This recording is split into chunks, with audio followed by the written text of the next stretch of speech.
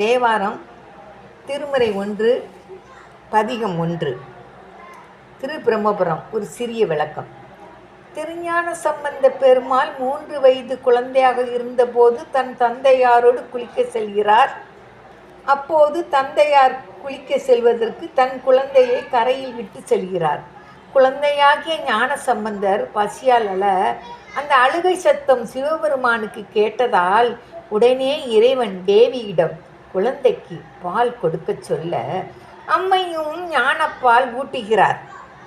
கரைக்கு வந்த தந்தை குழந்தையிடம், என்ன இது, உடம்பெல்லாம் தாய்ப்பாலாகவே இருக்கிறது என கேட்க, அந்த 3 வயது குழந்தையாகிய ஞான சம்பந்தர் பாடிய முதல் பாடல் தோடுடைய செவியன் என்று சிவனை வர்ணித்து பாடும் பாடல்.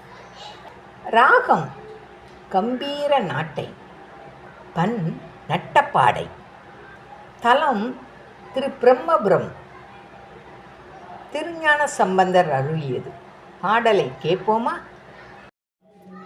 தோடுடைய செவியன் விடையேறியோர் தூவன் மதிசூடி, காடுடைய சுடலை பொடி பூசியன் உள்ளம் கவர் கல்வன், ஏடுடைய மலரால் முனை நான் பணிந்தேத்த அருள் செய்த, பீடுடைய பிரமாபுரம் நேவிய பெம்மானிவனே. பாடல் 2.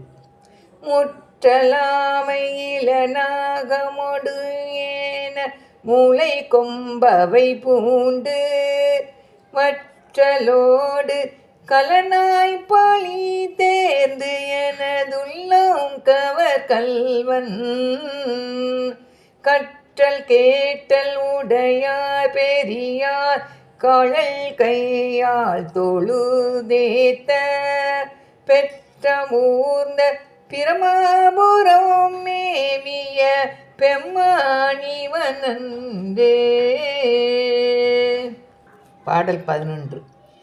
அருநெறிய மறைவல்ல முனியகன் பொய்கை அலர்மேய, பெருநெறிய பிரமாபுரம் மேவிய பெம்மான் இவன் தன்னை,